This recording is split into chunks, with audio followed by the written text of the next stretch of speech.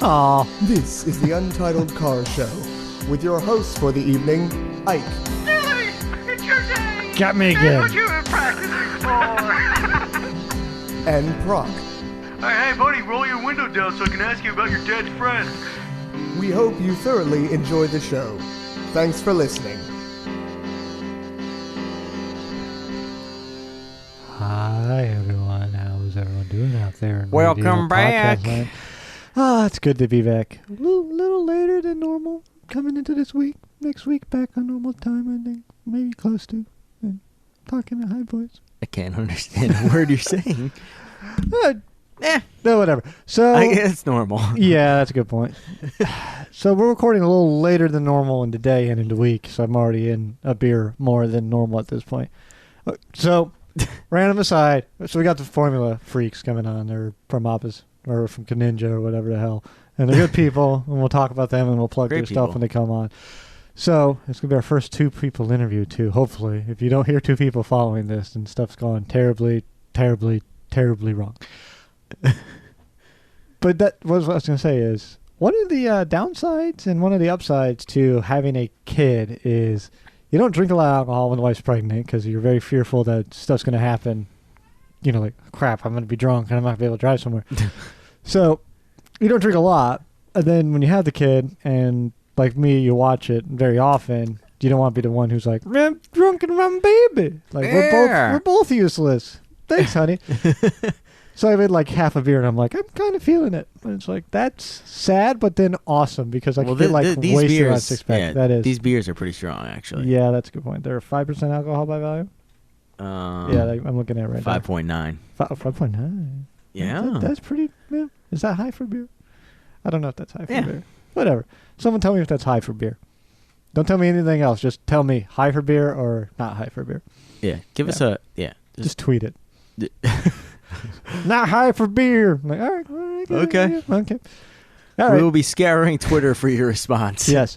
That being said, I think we'll be right back with a couple of gentlemen who are going to join us, and we're going to talk Formula One racing. Which We've been doing good with views and downloads and all that jazz Yeah, thank you, lately. everyone. Yeah, thank you. Yeah, we should get that plug in before. Tell a friend, tell a loved one, tell an enemy, tell whoever. Share and spread, because that's how we, keep the Share lights and on spread here. that seed. Yes. Not with your penis. Learned that one the hard way. And yeah, okay. and due to a lot of alcohol. Anyways, yeah. Alcohol gets you into a problem, and then you don't have it afterwards. It's very confusing. You drink a lot to get into that problem, and then You don't you drink drink as a lot much. more to forget that problem. Exactly. And then It's not a problem, though. It's a blessing. No, it is. It is a blessing. She's adorable. She goes all the time. So she's a happy little baby. She sounds just I like wish you on a everyone- normal day. Yeah, I wish everyone here could see my face when I did that. No, it's like Proc's laughing. Yeah. Anywho, so follow us, Untitled Car Show, on Twitter. Go ahead and give us, an email at untitledcarshow@gmail.com. And other things. Check us out on iTunes. Oh, yeah, we need a review on iTunes. We do need reviews. Yes. 5-star reviews help us immensely, people. Yes. So Do it. do it. Leave a comment. We will read it. We will love you. We Yeah. will give you a shout out on our next episode. Yeah, we'll read the damn thing. A lot of people, few people leaving 5-star reviews. Don't comment. Just, But thank you. yes, so I appreciate it, but just like away in the night. Like, I'm here, you're good, I'm gone. Like, okay, bye. Yes. But we'll be right back with a few special guests. Yay! I like special. You are special. That's why In I your had the own short way. bus. All right, we'll be right back. I like the short bus. All right, and we're back with our special guest. Say hi, you guys. Hi. Hi. So this is from Formula Freak over on Ninja, and we have Tim, who is Fractal Footwork, and we have Jesse Schaefer, who is Jesse Schaefer over there. So I hope I did all that right. Yeah, good to be here. Excellent. Glad to have you guys on the show. So we're going to be talking a little bit of Formula One, and the first thing I kind of want to lead off with is, I guess we'll start with Jesse. How did you get into doing the Formula 1 stuff and writing up what you're doing? And then Tim, same question after Jesse. No, hey, and I just want to thank you guys for having us stop by. Mhm. Yeah, I grew up kind of in a NASCAR home, so we were oval tracks. It took me a while to kind of come over to the Formula One scene, and I think what probably got my attention to begin with would have been the scandal that ran back in 2007 between McLaren and Ferrari. There was some technical documents that went back and forth between the two teams. It became a big news item, kind of outside in the mainstream. It brought my attention into the sport. I started paying attention. The following season, you had that great battle between Lewis Hamilton and Felipe Massa, ending Lewis Hamilton ended up winning the season winning the championship by 1 point, and that really just sparked my interest with the sport after that. Awesome. All right. Tim? Well, I started the first race I watched was 2008 Brazil. I think I was just flipping through channels, and I saw like the last 10 minutes of it where Lewis Hamilton took it on the last corner of the last race of the last lap, and it was amazing. And it just set off these fireworks in me. I didn't watch so much of 2009, but then I saw 2010, and the huge technical battle between Red Bull and everybody else really got me into it after that. All right. Speaking of the technical stuff, I was watching Spa this last week, and then right now we're on the summer break, which I guess we'll go into here in a little bit. But it was interesting. I guess Ferrari had two cars out in the lead, and then they were a second a lap faster than almost everyone else on the grid this last race. Is that right? Well, I wouldn't agree with that. I mean, sure, the lap times would say that, but I mean, once somebody gets out in front because of these generation of cars, then they can sort of hold the lap, and it's really difficult to overtake. Oh, I was hearing it was like something to do with the heat. I guess Ferrari. Again, we're very layman when it comes to this. I can count on one hand the amount of times I've seen an F1 race, to be perfectly honest. Right. Yeah. And it's listening to the announcers are talking about it, but then Ferrari, I guess, had a problem getting the engine restarted with like less than 10 laps to go near the end. Any idea what's been going on with that? Like what happened with it, or is it just kind of like a mystery and they're not giving out any information? That was an issue with Kimi Räikkönen's car. He had an ERS failure, so I guess they tried to pull it in the pits and get the electrical system back. The engine was still working, but he was, losing pace and dropping places. Once they did that, tried to pull it in and restart it, then the car just failed and they had to retire it. Yeah, it's awful to see because it was a 1 and 2 at Spa for Ferrari, so it's kind of interesting to see, and then kind of dropped off. And then it is funny, you can kind of tell from the technical aspects what goes, when stuff goes wrong with the cars, and that's how you can kind of see it, like the Hamilton-Rosberg incident, the last race, where he ended up losing, front wing on Hamilton's car, and Rosberg ended up losing, a tire and a bit of his airfoil. And you could tell just from the lap time from when it happened to when Hamilton was able to race, just losing that little bit of a wing on, like, if you see them now, they're like, if you haven't seen one and you're layman, you have no idea. It looks like a freaking cheese grater is what's going up and down. Yeah, the front and rear wings on the cars are looking pretty insane these days. And just to throw on to what Tim had said there, you guys had remarked about the Ferrari car jumping out in front and then seeming as though it was a good bit of pace out ahead of the rest of the field. Yeah. The cars really do, especially the Mercedes cars, really do want to run in clean air. The diffusers at the back of the car, the whole car is such an intricate aerodynamic package now. The diffusers at the back of the car help pull the car down in the rear, really disturb the airflow for the car that's following it up. So, last year, in seasons past, we've had problems where if you followed the car in front of you for too long, your tires just washed away because of the turbulence.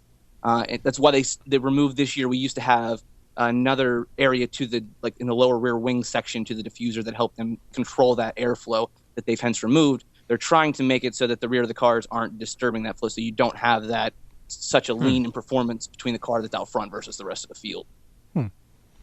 But that's like the interesting thing. Like, I know this year they kind of got rid of the giant, I don't know how else to describe it, but like penis attachment that was out on the front of those cars last year. That's the only way to describe that. Yeah, it's like, it looks like a man's private bits, and I don't know. I guess they ended up not being usable. I mean, the whole sport is all about it's either it goes away because it's too good and it gets written out by the rules, or it just doesn't work and like goes by the wayside. But like, what do you think happened with that?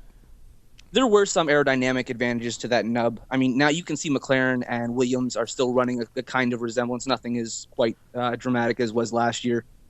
The airflow of the car, they're really concerned about the crash front structure of the vehicle is something that they're heavily concerned about. And then really that's where the airflow starts. So that's where you start controlling the front nose and the wing are setting up the rest of the car as it enters the airflow. So the getting air underneath of the nose of the car allows you to direct air into the side pods and other places where, because you have that wing, like you said, and those cheese graters, so they're throwing all that air up and away from the inlets for the cooling and everything else for the car. So it'll go back and forth. I think the Mercedes, it's a really clean, I think, typical looking front end right now. Yeah. Tim, what car do you like appreciate the design factor of right now? To pursue the design factor? I mean, just aesthetics. I'm sorry, the aesthetics. Aesthetics. I think the Mercedes looks really good. I always love the Red Bulls. They always look amazing. Just hampered by the power unit right now. But I think that car's, once they can get a good power unit, maybe next year with Ferrari, fingers crossed, then they can, start up again. Yeah. Who does their engines right now? Is it Renault, if I'm not mistaken? I'm probably mistaken. Yeah. No, it's Renault. Sweet. I knew a thing. I'd be perfectly honest here. Like I love watching F1. I've actually been on a bit of a going through because I have a 6-month-old. So the last 6 months have just been early mornings on weekends and whatnot, and trying to figure out what race series I'm going to watch coming up, because it's hard to follow every single race series. So I finally made my way around to F1. I've watched a bit of Spa, and I forget which was the one I watched earlier in the season. But this last race was really super exciting, especially on the second half. Like, it was a blast to watch. It's hard to watch in the States because it doesn't show up all the time and it's not always live, but, it might be really early or really late depending on where the hell it's at. But, like, how do you guys, keep up with it? Yeah. Well, I personally sort of have to plan my weekends around it now because I'm so involved with it, watch every practice. Mm-hmm. But nice thing now is you get a DVR and you just watch it in the morning when you wake up. Yeah. And I'm downloading the thing probably about 8 or 10 hours after it goes down. It's hard to catch live because, like you guys said, a lot of times it's rolling at 6 and 7 in the morning. Yeah, that's like the one thing. Like, my wife wants some weird deep cable channel that I can only get with like the weird sports package on my cable provider.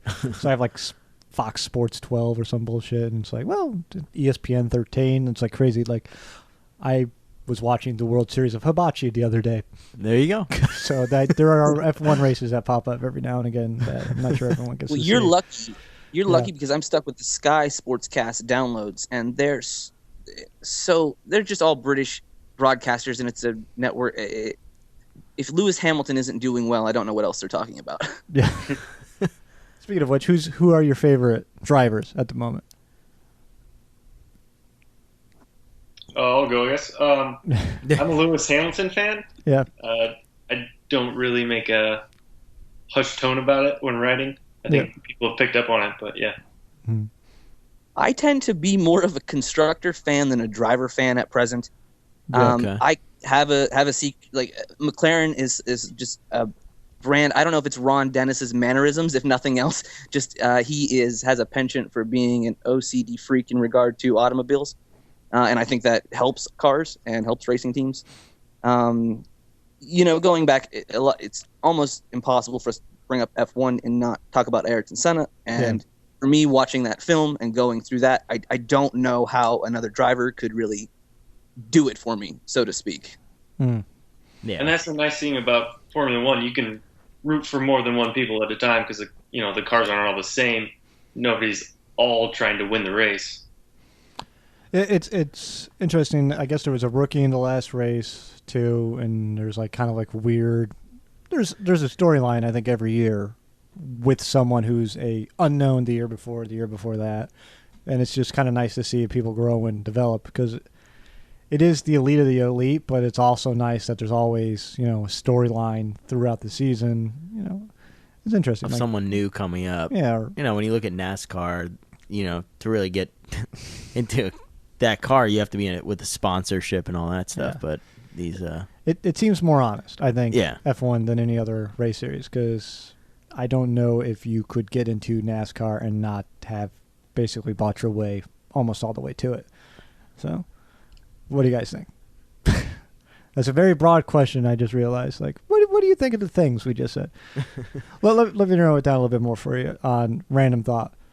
Again, see, this is why. I'm sorry, I didn't mean to interrupt. No. My perception would probably be inversed, if nothing else. Oh, really? I think that. Okay. Yeah, Formula One has a lot of great driver development programs. GP2 and a lot of other open wheel series that do give a lot of young drivers great chances to get their name out there and see what they can do in more spec cars that are more closely related. Like, for instance, Formula Ford or Formula Renault, most of those cars are spec cars, so they run it's the same vehicle, so it is down to the driver, relatively speaking. But when you get to this F1 arena, most of, if not all, the drivers have some kind of corporate backing. Some are more blatant than others. But I'm not really familiar with a lot of the development programs in NASCAR and where the drivers come from. I do know that, because I've fallen out of I just don't watch NASCAR as much anymore. I know that the Childress family that owns RCR, which is, I grew up a Dale Earnhardt fan.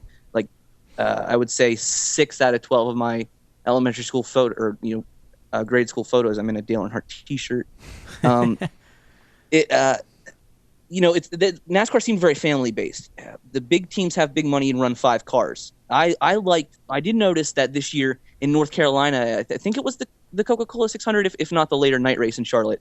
This team out of they're not out of Charlotte. They're out of the West Coast somewhere. There's factory sponsors is a mattress outlet, and they came down to Charlotte, which is supposedly the home team for the NASCAR guys, and outran them on the track with a car that's supposedly not a top running car. You're not going to see a Marussia run in the lead in F1. No matter what driver gets behind the wheel, it's just not capable of happening.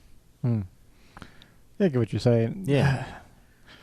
I don't know. I just always felt specifically European-based racing was a little bit more, and again, probably completely wrong on this thought process, but you see the way American amateur racing set up, your SCCA and your NASA and everything, and it's it's hard to get into. They put a lot of barriers in place, and a lot of that has to do with the litigation here. It's not racing license takes a ton of money, relatively speaking, here to get one, and then out in Europe it's not as expensive to get one. It's the difference between a couple $1,000s here and a couple $100 in Europe, and it's not I don't know if the driver development over there, like you're saying, I get it.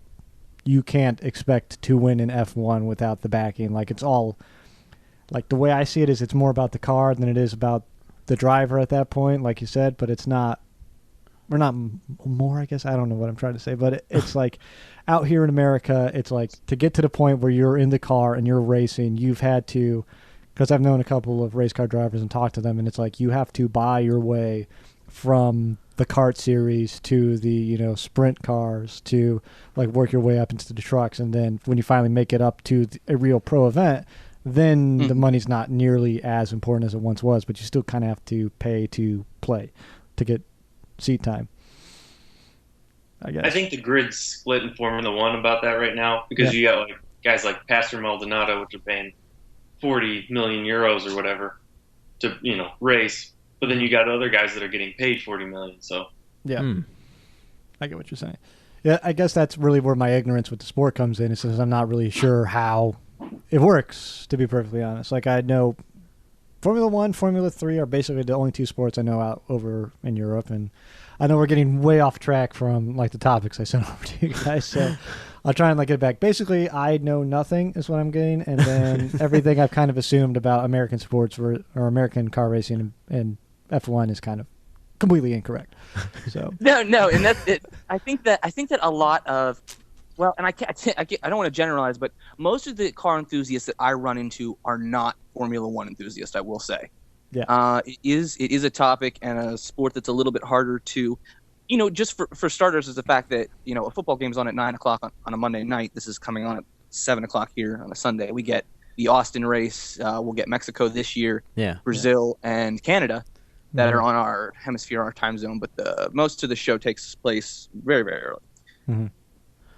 Yeah, and that's kind of like the thing that I think might kind of kill it, because we like to go watch football, for example, and this is kind of where I want to give it with this is one of the nice things about being a football fan or anything else that's here is the camaraderie you get with, sharing the experience and whatnot, and it's hard to do that here. Like, I know Buffalo Wild Wings is great if you're into a sports thing. Do you know of any good places to go to kind of be with other F1 fans? I know that's kind of a weird thing, but then beyond that, besides going to your website and going and chatting up there, is there any place where to go and hang out and just talk shit about drivers that you know of?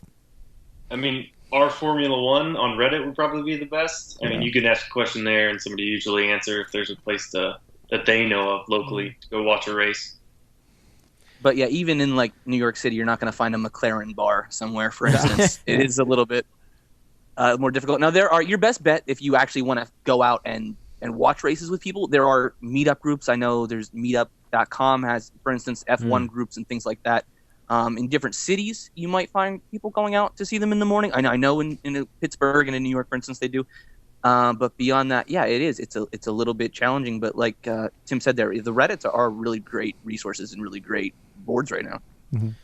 Yeah, and we noticed on your the Kinja. I still have no idea how to pronounce it. I say Kaninja, you say Kaninja, whatever the hell you Kinja, just said. whatever it is. Yeah. It seems like you guys got a great kind of niche group of people that are really into your stuff. I mean, are most of those people in the U.S. or are there Europeans that are chiming in with you guys on your articles? Well, weirdly enough, when I look at that Quancast data on the whole Kinja sites, I guess I don't believe this, but I guess they're all Chinese educated people. Wow, which doesn't make any sense, and I don't believe that, but apparently that's what it is. No, but I think they're mostly American, and I think that's great. And yeah, looking through, it just seems like you guys have a really good group of people with Formula freaks that everyone's pretty educated on the. It is nice to read because I feel a little bit smarter. Work with a couple of big F1 people and always feel like a dumbass. So if I don't want to feel like a dumbass, it's like Rosenberg had some issues the other day.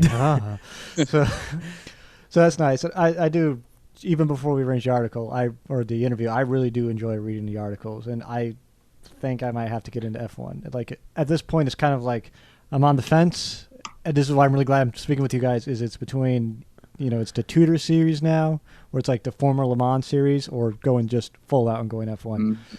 Because going to an F1 race is going to be a lot more expensive than going to a Tudor race. Have you guys been to an F1 race? I have not. I'm planning either this year going to Austin or next year. Okay. I knew this question was coming. I'm going to repeat Tim's answer because I am trying desperately hard to put these plans together. But we all know that the F1 races are a big ticket compared to the other racing series. Mm-hmm. Yeah. Which one's cheaper, I wonder? Is Canada cheaper or is Austin cheaper? If you're going general admission, I would definitely recommend Austin because I hear general admission at Canada, and general admission for an F1 race is about $150, $180. Yeah. It's not cheap. But Canada, for general admission, you can basically try to peek over a cement wall, whereas in Austin, you can get a good grass seat on that hill on turn 1, if anybody knows what I'm talking about. Yeah, I've seen the track. I actually have never been inside the facility. I was down there. I was down in Austin 2 years ago, just kind of browsing around, and I've seen the track, and I saw when I think they were just finishing up building it when I was down there. So it looks great, and the facilities are all brand new. Wait, isn't there one where all those Ferraris had to crash in that amateur race? If anyone knows what I'm talking about, I think it was right before the first F1 race.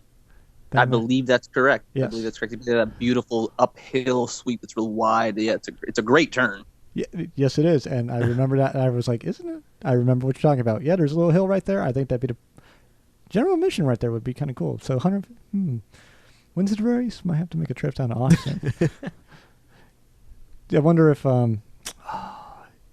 what the hell is the name of that barbecue place? Franklin's. If you go down there, got to go to Franklin's. Mhm. Just so you guys are aware. Again, this is why Proc normally keeps me in line a lot better than this. So we'll get back to the race and get back to the F1, and let me ask you guys a question. So we're all about the safety, and we're all about the performance and whatnot. Do you guys think that we're going to end up with a closed cockpit F1 car anytime in the future? I personally don't think so, because that's what Formula One is. It's open cockpit, open wheel racing. Yeah. I'm sure it'll be suggested, but I don't think it'll ever happen. I agree with Tim. I think that if you ever do see a closed cockpit Formula style car, it won't be called an F1 car. I guess it makes sense, but I just like in my head every time I see like shit come flying off of everyone's car, it's like I see some weird attorney going like, well, if they would have thrown, maybe this is why the Europeans are better than us. If it would have thrown a cockpit on the thing, it wouldn't be a problem, and then we could be done with it. So, Well, luckily it's not really U.S. based, so yeah, we don't have to worry about the liabilities. European, things are a little more laid back. And then the other thing, since we're talking about the future of F1, so the break we're currently in and currently talking to you is not happening in the future, from what I understand. Why? Well, I've heard different. I know the teams right now are trying to get a longer break than we have right now, but there's going to be more races in the future thanks to Bernie Ecclestone. Yeah. So we'll see what happens. He is padding that calendar a little bit more every year, it seems like, and it's tough to understand for some people when I try to explain to them that the break that it stops for so long, but then once you realize that the teams are moving so much equipment so frequently and how little they would be able to see their families. Well, to use the analogy of American sports, it's like football. Every team gets a bye week. You need a recovery. You need time to figure out what went wrong in the last event or race or whatever, and you need it. And I don't see why I know why Bernie would get rid of it, because he's kind of a crazy person, to put it nicely. Please don't sue me, Bernie. But I just don't get it. Is the break going to be? Are we going to have more breaks more often? Are we going to start having spaces between races being 2 weeks instead of 1 week, or I don't. The whole thing just seems crazy. If you listen to Steve Matchett, he was, he's the NBC sports commentator. Mm-hmm. He says that, the teams will work flat out any chance they're given because they want to make the car better and better and better. If they're not moving stuff to and fro a race, they're going to go back to the factory and work really hard. So this 2 week break is kind of mandatory, and they're trying to make it longer. All the teams are. Yeah, so it's a fight between Bernie Ecclestone, the guy in charge of F1, and then it's a fight between the teams. Yeah. Okay. Kind of like everything. I get that. But sometimes I could see tracks or whatever trying to get an F1 event added, and then Bernie Ecclestone going well, we'll go ahead and we'll add an event, and then it's not so much Bernie Ecclestone versus the drivers, it's Bernie Ecclestone and tracks versus drivers and teams, which slightly better, I guess. I don't know. When is he going to die? just out of curiosity. The guy looks a million fucking years old. So have you ever seen a picture of him, Proc? I haven't, no. Okay. He's some kind of anti-Yoda. What do you call things in Bizarro Yoda? Yeah. He's an old He looks like Spam gave birth to a person. Is about the best way I can. Yeah, he's kind of. You know what it looks like? It looks like if you touch him, it'd be sticky. When you pull the label off of something, and it's a little sticky thing. Something's just. wrong with this That's not company. right. No. Again, please don't sue me, Bernie Ecclestone. More money than God, probably, but that's what that's whatever. I do have to say, I don't know. It having, like I said, the little one and watching the sport. There's a lot of sports and there's a lot of games. This is kind of to draw a corollary between it. Formula One has replays kind of as often as football does. And football is one of those sports where you can watch a little one as they run around and act crazy because you're not going to miss too much because you're going to see the replay 10 seconds later, 30 seconds later, and like 60 seconds later. Watching the last couple races I've seen with F1, it's been something happens, replay, a lot of announcing. And I do have to say, I love the announcers. I don't know where they're from. I was watching, I think it was on Speed. No, it wasn't on Speed Channel. It doesn't exist anymore. But whatever I was watching, man, I need to stop drinking. Wherever I was watching, the replay announcers and everyone was really great. And that's something that's really critical to the team. And I know that's not really a question, but like, can you think of a motorsport more built around kind of the casual viewer, I guess, than F1? Family friendly. Yeah, I mean, NASCAR, nothing happens for 6 hours and no one gives a shit. So, and the only time you're excited is when something does happen. Yeah, car exploded. Woo! Like, yeah. I guess that's. I think the question. F1 is more friendly. Just starting with the fact most NASCAR races run 3 hours or longer, and F1 races are, if they run correctly without a lot of incident, about an hour and a half. Yeah. So that in itself, it's a lot easier to parse out. Mm-hmm. But yeah, the replay and the quality of the video is great. You have the start of the race, which is great. F1 has the standing starts, so there's always that drama. Mm-hmm. And then as the cars start to thin out, over an hour and a half, there are a lot of storylines going on, a lot of things that they make interesting. Yeah, and the reporting and we're kind of spoiled now with how great media and the internet has let things be, but it really is incredible how much you can take in from the sport with, Tim and I have never having been to a track. Well, that's true. Like, I've never been to a football field. I love football, and you can take the sport in, and it's actually probably better not having been at a stadium. I know you've been to a couple stadiums, but it's somewhat better just being at home, and maybe it's the same with F1. I've been to a couple of races. I could see it, yeah. Yeah. I could definitely see that with racing, because you can see the whole field. You're not just stuck into, one corner or whatever, but. Yeah. I can speak to a NASCAR track. Watching an oval live, it's not too bad. A road course, it's you're going to see the car for a couple seconds every lap, and then you're going to be trying to stare at a screen, hopefully, if you got it. So stand out for $100 in the weather, or sit at home and watch it in comfort. Yeah, I was at the Baltimore Le Mans series before it became the Tudor series, at the start-finish line, and I love watching the race, and I love watching it, but basically the only thing I was watching was the giant flat screen in front of me that was actually showing the race, while every, 10 seconds someone would just go, like, now I can't hear that noise. Yeah. That noise for 10 seconds is great, though, isn't it? Oh, the noise for 10 seconds is phenomenal, especially open headers and everything, and absolutely love it. Here's another thing. Personal opinion, best sounding generation of F1 cars. Like, what's the engine type, turbo, non-turbo? Tim, then Jesse. Let's go. I'm gonna pick two here because Okay. Well, when I started watching, they had this V8 with a blown exhaust diffuser, and when that thing broke and it just chatters under braking, it sounds absolutely amazing. And then there's this V12 Ferrari. I think there was a YouTube video I saw of it once, and at that one also, I think it was from the 90s or 80s, and that one sounds absolutely amazing as well. Mm-hmm. And I tend to be too overly excited by turbochargers. So the late 80s engines getting into the 1988 BMW turbocharger series that were making close to 1,500 horsepower, and the whoosh that's running behind that is just phenomenal. What was that? What cylinder was that in the late 80s? Wasn't that also 10 or 12, if I'm not mistaken? Again, probably am. F1 knowledge, very poor. I'm not even going to hazard a guess because I'm not sure. Okay, I feel a lot better now. No, that is one of the things about F1 that really you need to I think that's probably the only reason to go to a track, to be perfectly honest, is to experience that noise. Like, especially coming from a series like Le Mans, where I'm used to hearing different sound. I could probably tell you what class of car I'm dealing with as it goes by without having to look at it, just based on the noise coming out of it. There is something really special about F1 noise that you can't replicate in like anything else. Like, I have a nice surround sound system at home. Turn that on. Little one seems to enjoy the living crap out of loud noises, which is good. And just listen to those engines roar.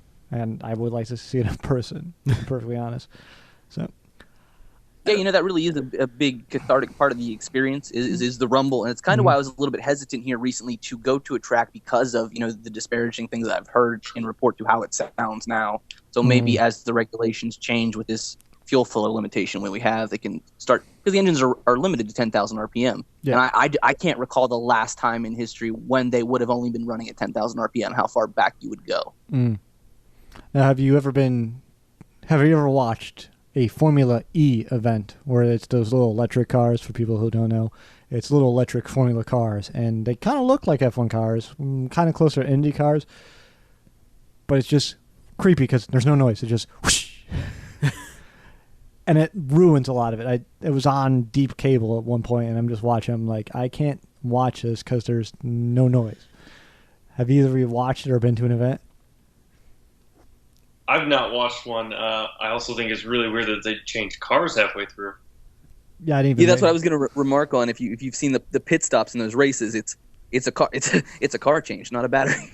What? I did not know that. I was watching it for like 5 minutes. I'm like, I can't watch this. No noise. Yeah, they will run out of electrical. They come near the end of electrical power. They will come into the pits. They will lift the car up. The driver will get out of the car. They will take that Formula E car away from him. He will be given another Formula E car to then complete the rest of the race. Perhaps they should just half the time of the race. Personal opinion, but that's nuts. They can't switch in a battery? Well, that's like, you know what that reminds me of? If you ever go to like a NASA go-karting event, and me and Brock have gone to one, you don't get filled up at a pit stop. You just swap carts. Yeah. Which is hilarious and awful because now you're on like cold tires, and I spun out more than once doing that. And those tracks, the carts are either really good or really shitty. So if you get a bad cart, you're going to do bad. Have either of you ever been to Summit Point, West Virginia, to the Raceway? I'm going to take that silence. I have not. Okay. It's terrible. Don't go. It's awful. It sucks. Well, it's closed down, so we're good now. Well, the karting track is, but the actual place is, and it's everything you could, and I'm sorry to go way off topic on this, everything you could possibly hate about West Virginia has been encapsulated into this place, except for it's got a really good course, but then everything else is so utterly, utterly shitty about that place. I don't know how, well, I know how they're in business. They're the only place close to D.C. and they're close to Philly and Pittsburgh, and you can kind of be there in 3 hours. But it's like, if you had a bit of competition, no one would ever come here because this place is awful. Like, terrible, terrible, terrible, terrible. Do they? I have actually yet to drive on any kind of road course. It's one of those other things that's just on a list of things I have to do. That's one thing I was going to ask you guys. Do they have kind of like a, you know how they have like a Richard Petty experience for NASCAR? Do they have a Formula One like experience where you can go and drive a road course and do all that? Not that I know of. I know F1's gotten some slack before for not being very close to the fans. Mm-hmm. I think that'd be a great way to improve it, but Yeah. I think it'd be difficult with a single seater. Yeah, maybe if they Yeah, built some sort of tandem.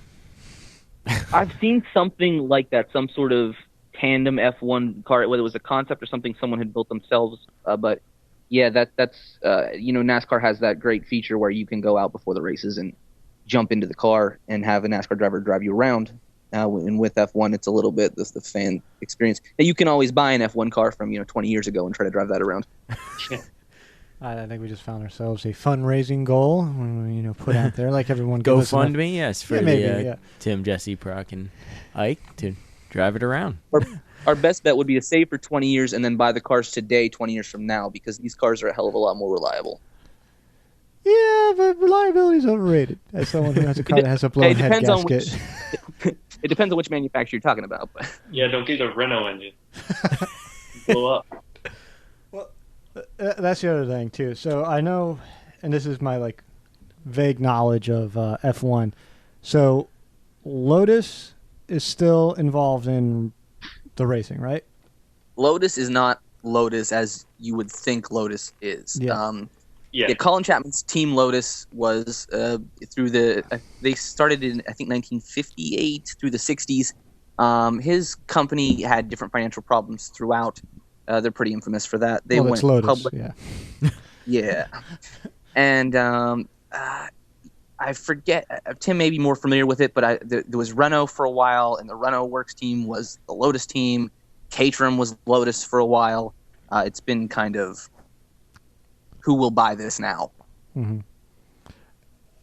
But then there is also, like, the weird thing is, I guess there was two Renault teams or two Lotus teams at one point racing against each other, and then like the Red Bull team is somehow like Team Renault, but Team Renault is not. And then I know there was some craziness last year going on with all this, and it's just been like, I don't know how the teams get organized and how they get organized, because you would think it would be like, you know, Ferrari owns the team is put together by Ferrari, but with all this like buying and selling and trading, it's kind of confusing. So yeah, there's a lot of marketing tied up in it and a lot of accountants pushing things around. So I would imagine, you know, buying or running as Lotus gives you that brand recognition, whether you are, you know, an extension of what Colin Chapman started or not. mm-hmm. So it does get confusing from time to time, especially with teams like as they are now. And then Caterham going into I forget what was the term, but anyway, they dropped out last year. Yeah, I think that's what I was thinking of. Like, it was Caterham and Lotus. I don't know. Yeah, confused. What do you guys think is the best way to get into Formula One? If you are someone listening right now and you are going like, this sounds interesting and I want to know more than Ike knows in about a week, what would you recommend for them, like, as an entry path? Like, what do you think are, like, for example, the 3 things you need to do? Like, what website do you have to go to? What, like, network, or, like, how do you watch it? And then, like anything else you can think of, I guess. So. Well, I guess I'd say go to our website. Yeah, I would say that too, but. FormulaFreak.com. Yeah. The other thing is start with watching qualifying, because I mean, there's not really overtaking or anything, but I think the NBC sports presenters do such a good job of conveying the excitement of, you got to set a fast lap in 10 minutes. You better do it, or else you're not going to get a good qualifying position.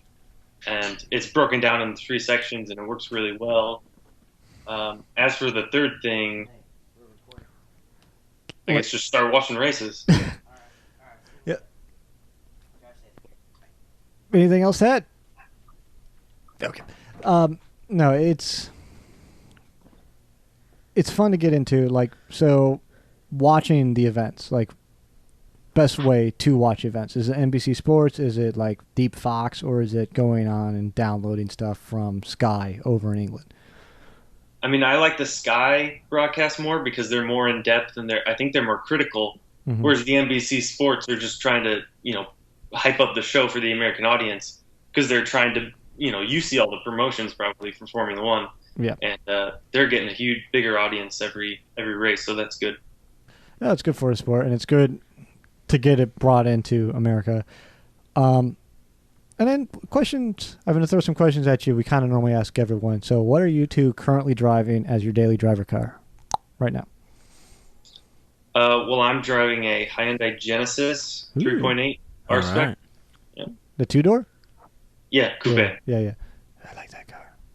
And I am driving a 1987 VFR 700 Honda motorcycle.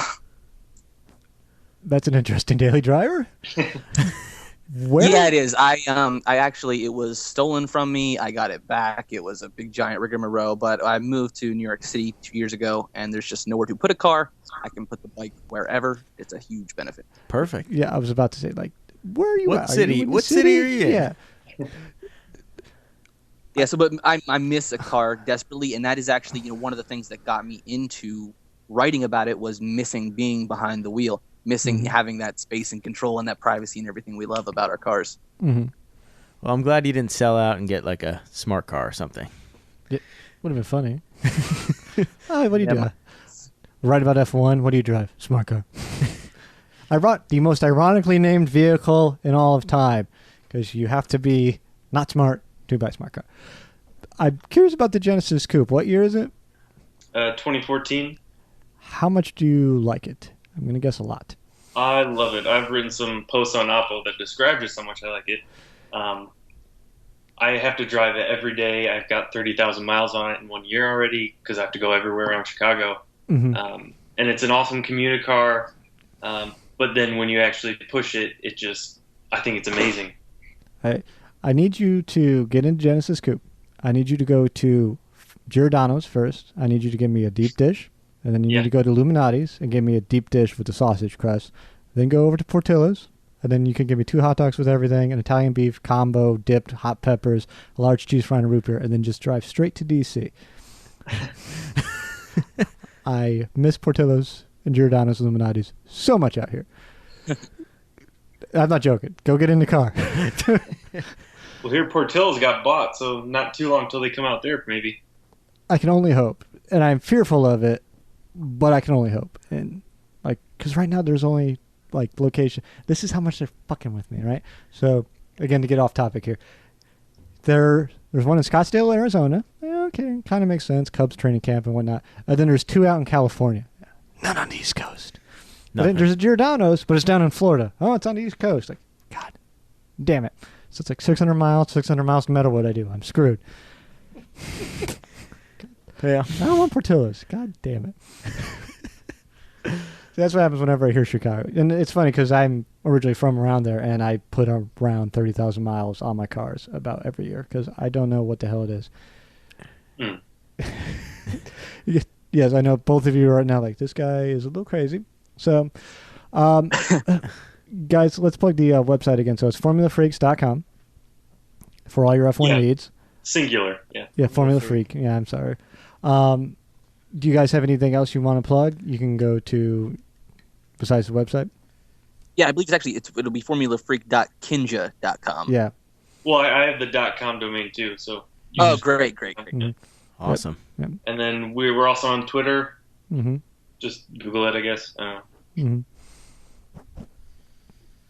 Now, have you guys met each other in person?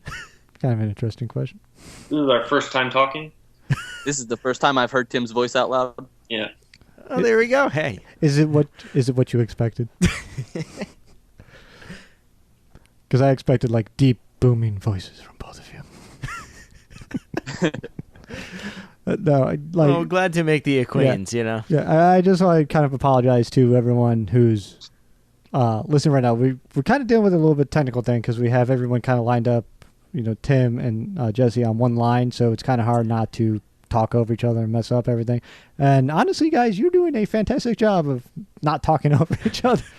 But it is a little weird, and I think there's a little bit of a delay in the system too. But thank you guys for coming on, and thank you for joining us, even with all the little technical snafus and us just being uneducated. Thanks for dealing with our stupidity, specifically mine, I guess. So, but you've Thanks for having us. Oh, no problem. You guys are welcome back anytime. Happy. Mm-hmm. I have to ask this question just because I'm a crazy person. Have you ever listened to the show before? I have. I think I've been backtracking. I think I'm on episode 26, 25. Oh, wow. That's really good. Yeah, and I've listened to the podcast a couple of different times, and it's nice to listen to. I think you guys have a lot of listeners on commutes, and it is a lot nicer than just listening to the same music over and over or something like that. Well, I really appreciate that. And guys, keep up the good work. I love reading what you guys write and lay down. You guys do keep up doing the Lord's work. don't get a smart car. And good luck getting to Austin with that race. I hope you guys are able to. We need to get them guys should set up maybe a crowdfunding thing because that seems like the perfect. And again, this is me talking way off filter. It seems like the perfect thing to have a opposite lock or meetup, Kaninja meetup. I don't know how to pronounce that word still. and go do that event, because that racetrack is phenomenal from everything I've ever heard, and Austin is phenomenal, and it's kind of in the middle of the country, so It works. yeah, And everyone loves Texas. not everyone. Yeah, I think there are a lot of different aspects of Formula One that you could find appealing for a lot of different reasons, and I think that's Tim and I and the rest of the writers there, really what our passion is bringing up awareness about the sport, because it is something I think we feel like is a kind of esoteric interest, something we really can't talk about with a lot of people around, and to try to change that, because it's a fascinating, incredible sport with engineering aspects, the technical things that are going on, and the drama that's there is still entertaining no matter what's going on. I've even been surprised watching. I mean, last weekend, I was kind of happy seeing Sebastian Vettel out front doing well, and after 4 years of cursing every minute that he did.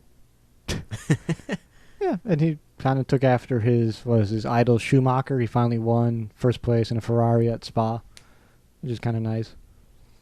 Unless I'm completely off my head here. I could be completely wrong again. I just need to stop talking. Brock, can finish up everything.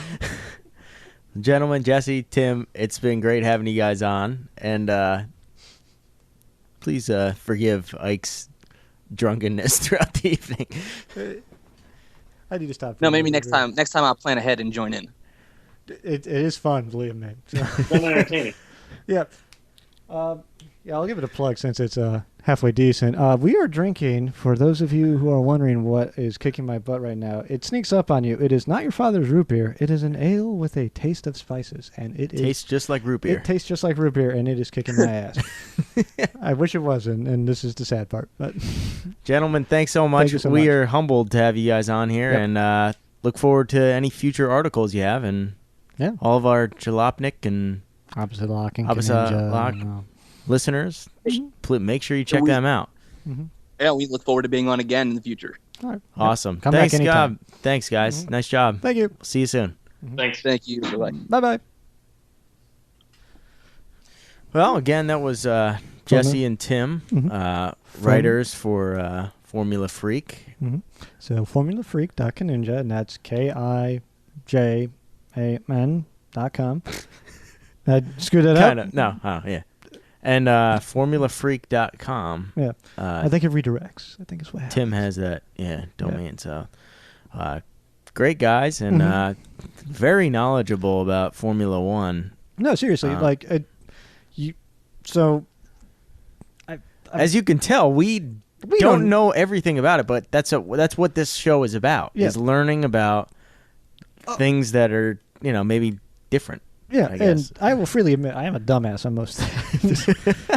I think that was pretty clear this evening. I'm just going to go out on a limb and say, but you find people who are smarter than you, and you listen to them, and you read what they're putting down. And I'm dead serious. I've been trying to find. I want to get into a race series, and it's going to be the Tudor series, which is cheap and accessible, but you can't find it on television anywhere, or Formula One, which sometimes pops up on TV. Right. But not very often. It is not cheap nor accessible. But at least sometimes you can watch it. And I'm leaning, the more of their articles I read and the more I go through everything, the more I'm all about Formula One. I like the drama that's involved, between the racers, the teams, the Yeah. owners. Well, go back, I think we've both seen Rush, when it talks about James Hunt and the little thing he had back then. Yeah. Yeah, I think we were talking about right before we got on the show. Yeah.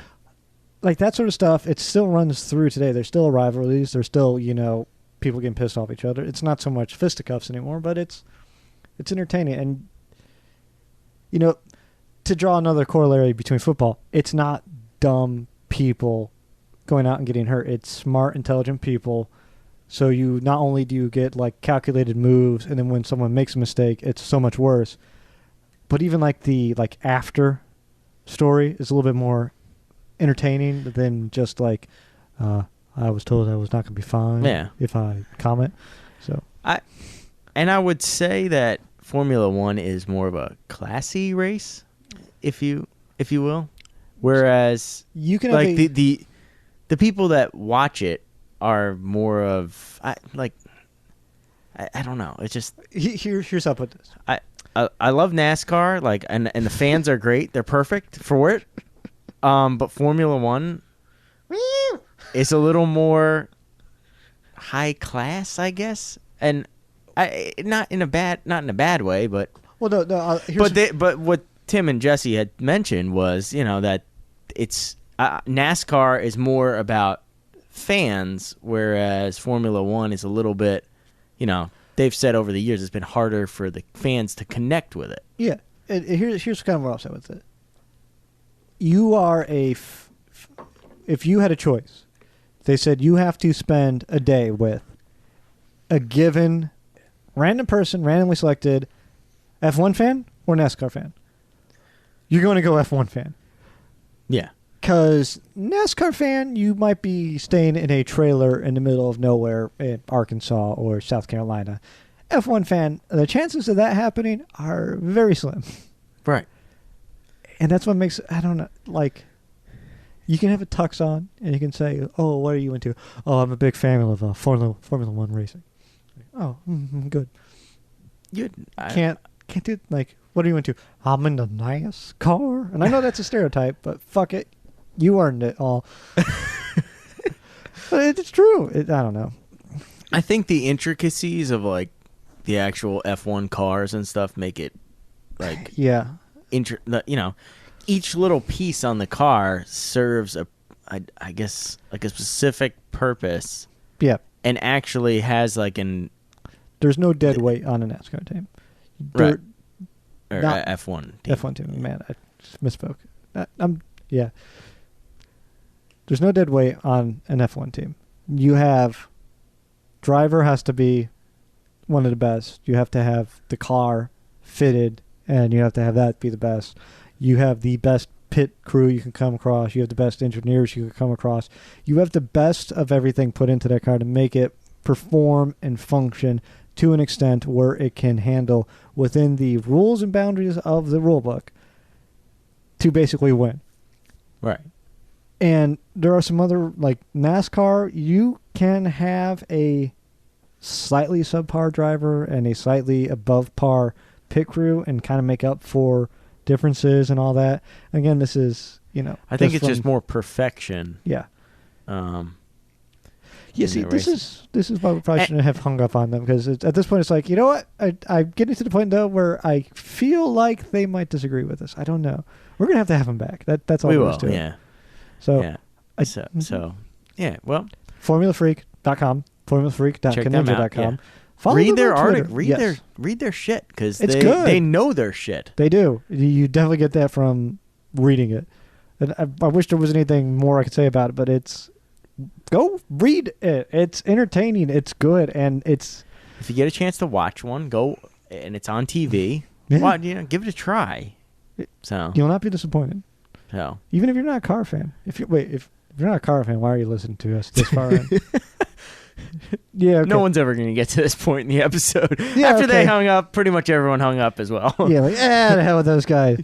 Well, it's like you ever do. We know you're listening if you're on a very long commute right now. Sorry. Yeah.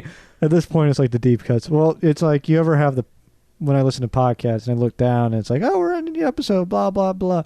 And I look down and I see there's still like a half hour left. And I go, what happened there? The answer is almost always alcohol, just so everyone's aware. So. Well, thank you all for listening. Thanks. Come on the show next time, Yeah, we're always Send happy us to an have email. guests, yeah. UntitledCarShow@gmail.com. Find us on Twitter. Mm-hmm. Tweet about us. All one word. Rate us on iTunes. Yeah, rate us on iTunes. Check us out at Podomatic. Go to FormulaFreak.com. Formula Freak. Yep. Formula Freak. OppositeLife.com. Ninja.com. Yep. Check out their articles. And we will see you next week. Yep. Have a good one. Thank you. Probably earlier in the week next week, I think.